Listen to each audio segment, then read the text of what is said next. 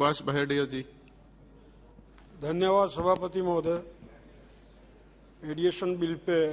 2023 पे बोलने का मौका दिया। जैसा अभी माननीय मंत्री जी बता रहे थे कि हमारी पुरातन परंपरा है। पुराने जमाने में जब भी कभी कोई गांव में या कहीं पे भी कोई डिस्प्यूट होते थे तो वहाँ के लोग आपस में मिलके पार्टियों को समझा के आपस में सेटलमेंट करवा के उनका डिस्प्यूट निकालते थे। तो ये परंपरा बहुत पुरानी है और जैसा मंत्री जी ने बताया भाई कानूनी जामा लीगल फ्रेमवर्क बनाने और इसीलिए यह बिल लाया गया। इस कानूनी जामा बनाने की प्रक्रिया 1999 से शुरू हुई सभापति महोदय, जबकि सेक्शन 89 में अमेंडमेंट किया गया code of civil procedure amendment act 1919 द्वारा और उसके अंदर और उसके बाद जो 1 जुलाई 2002 से उस अमेंडमेंट के हिसाब से ये मेडिएशन जो है शुरू हुआ और जैसा उसको और आगे बढ़ाने के लिए एक कमेटी बनी जो जस्टिस आरसी लाहौटी जी जो ऑनरेबल सुप्रीम कोर्ट के सीजेआई थे, उन्होंने मेडिएशन एंड कॉन्सिलिएशन प्रोजेक्ट कमेटी का गठन किया और उस कमेटी के रिकमेंड पर एक pilot project on mediation was initiated in Delhi August 2005 को और उसमें केवल जजों द्वारा ही मेडिएशन शुरू हुआ उस समय और जो एडिशनल डिस्ट्रिक्ट जज थे उनको ट्रेनिंग दी गई 40-40 घंटे की माननीय जज महोदय को कि भाई वो मेडिएशन अपने चेंबर में शुरू करे। कोई डिस्प्यूट चल रहा है तो उनके जो पक्षकार उनको चेंबर में बुला के कोर्ट की सुनवाई करके नहीं चेंबर में बुला के समझे इसके आधार पर कुछ कर सके। तो ये प्रोसीजर शुरू हुआ और उसके बाद धीरे धीरे आगे ये बढ़ता गया। अभी जैसा क्योंकि काफी दिक्कत थी कि कोई निर्णय हो गया उसको इम्प्लीमेंट हो सकता कि नहीं हो सकता, कानूनी जमा है, कितने समय में निर्णय होना, कौन निर्णय करने वाले हैं, उनकी क्या रजिस्ट्रेशन है, उनकी क्या योग्यता है, इन सब को देखने के हिसाब से यह बिल जो है लाया गया। और इसमें क्योंकि एक सकारात्मक पहल है, क्योंकि आज कोर्ट के अंदर जितना भार बढ़ गया केसों का और ऐसे बहुत सारे केस हैं जो आपस में बैठ के सलट सकते हैं, उसमें कोर्ट का समय भी बर्बाद नहीं हो और उसके अंदर आपस में समझाई से दोनों पक्ष जो है डिस्प्यूटेड पक्ष जो भी दोनों है उनका धन भी बर्बाद न हो और उनको सही समय पे सही निर्णय भी मिल जाए, सही सलाह भी मिल जाए और इस हिसाब से मेडिएशन शुरू हुआ। पर इसमें कुछ प्रतिबंध किया गया, भाई क्या क्या काम जो है तो उसकी लिस्ट फर्स्ट शेड्यूल में दी गई। भाई ये डिस्प्यूट जो है ये मेडिएशन के द्वारा जो है सोल्व नहीं हो सकते, इनको तो कोर्ट में कोई आपराधिक मामला हो या कोई ऐसे कोर्ट के नियम हो तो उसके हिसाब से। और उसके अलावा जिन जिन एक्ट में प्रावधान है डिस्प्यूट के सॉल्यूशन के रिकल तो उनपे ये प्रावधान भी जोड़ा गया। मेडिएशन एक्ट भी लागू कर सकते हैं। मेडिएशन का अगर वो करना चाहे आपसी समझ से आपसी किसी आदमी को समझदार आदमी को बिठा के और वो काम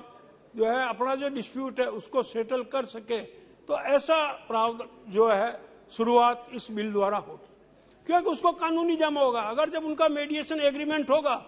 तो पहले ये स्थिति का आपस में मिल गए बैठ गए सब बातचीत भी हो गई लिखित पढ़त भी हो गई, लेकिन उसको इम्प्लीमेंट मान लो कोई पक्ष मना कर देता तो उसका इम्प्लीमेंटेशन संभव नहीं था।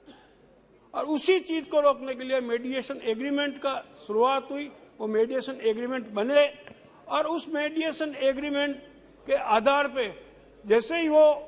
उसका हो गया कि भाई ये एग्रीमेंट हो गया उस पर साइन हो गए सब पक्षों के हो गए, अगर उसके बाद कोई उससे पलटी खाता है या उल्टी बात करता है या उसको नहीं मानता है जो एग्रीमेंट हुआ तो उसमें फिर सिविल प्रोसीजर के सेक्शन 89 के हिसाब से उसमें आगे वो कार्रवाई कर सकते हैं अपनी रिकवरी या जो भी है। तो यह बड़ा प्रावधान, ताकि इसको कानूनी जमा मिलने के बाद, कानूनी जमा हो गया, ये एक तरह से कानून बन गया, तो अब कोई इसमें अगर डिफॉल्ट करता है तो उस पर कोर्ट में केस चले। तो इसके लिए अच्छा पूरी सावधानी ये रखी गई, अगर कोई मीडिएशन जो एग्रीमेंट बना वो किसी गलती से, किसी फ्रॉड से या किसी चीज से प्रभावित होकर बना तो रद्द भी हो सकता है, उसमें भी कुछ नियम है। तो ये नियम डिटेल से इस बिल में लाए गए हैं। और उसके अलावा एक और इसमें जो टाइम लिमिट दी हुई है कि भाई कोई भी एक मीडिएशन के लिए शुरुआत होती है तो वो 180 दिन के भीतर भीतर उसको पूरा करना होता है, और अगर 180 दिन में पूरी नहीं होती है तो उसके बाद उसको फिर अगर दोनों पक्षकार कहे कि नहीं इसको 180 दिन और बढ़ाया जाए तो 180 दिन और बढ़ सकता है। तो यह एक अच्छा प्रावधान जो है, जो ये सबसे ज्यादा जो इसमें फायदा है, जो ईज ऑफ डूइंग बिजनेस में कि जो झगड़े टंटे ज्यादा होते हैं, कभी लेन देन के झगड़े होते हैं, कोई दूसरा डिस्प्यूट होता है, कोई होता है, ये मीडिएशन के द्वारा आराम से बिना किसी दिक्कत के जो सलट सकते हैं। और इस सारी गतिविधियों को कंट्रोल करने के लिए एक मीडिएशन परिषद बनाई गई, इसमें प्रावधान है मीडिएशन। और वो मीडिएशन परिषद जो है वो ये तय करेगी कि इसके क्या तो इनके नियम होंगे, क्या इनके जो है नियम रूल बनाना, अब जो मीडिएटर्स है उनके रजिस्ट्रेशन के लिए उनकी क्या ग्रेड होगी, किस लेवल का मीडिएटर जो है किस तरह कर सकता है, और इंस्टीट्यूशनल मीडिएशन के लिए भी और सर्विस प्रोवाइडर के लिए भी इनको भी जो रिकॉग्नाइजेशन देगा वो ये जो परिषद है जो सरकार द्वारा बनाई जा रही है, जो इसमें बिल में प्रावधान है। सभापति महोदय, सबसे जो अहम बात है, क्योंकि अगर किसी को दिक्कत हो और उसने कहा भाई मीडिएशन हो गया, एग्रीमेंट हो गया और इसमें दिक्कत है, तो वो उसमें बस केवल 4 पॉइंट के आधार पे ही वो उसको रिजेक्ट कर सकता है एग्रीमेंट को, अदरवाइज उसको एग्रीमेंट मानना पड़ेगा, यह उसके ऊपर कानूनी रूप से बाध्य है। तो यह ऐसी बढ़िया व्यवस्था इसमें इसके माध्यम से हो रही है। और इसके अलावा जो प्रावधान है और जो परिषद है वो एक है कि आजकल यहाँ भारत में ही नहीं पूरे विश्व में यह मीडिएशन का काम चल रहा है, और भारत इसका हब बने इसके हिसाब से जो काउंसिल बनी गई है वो भी इसमें काम सहयोग करेगी, और उनको जो गाइड है नियम वगैरह ये बनाने के लिए, और इसी आधार पे जो एक ये सकारात्मक कदम सरकार का है, बहुत अच्छा है इंडस्ट्री के लिए, ईज ऑफ डूइंग बिजनेस के लिए, मैं इसका समर्थन करता हूं। बहुत बहुत धन्यवाद। Thank you.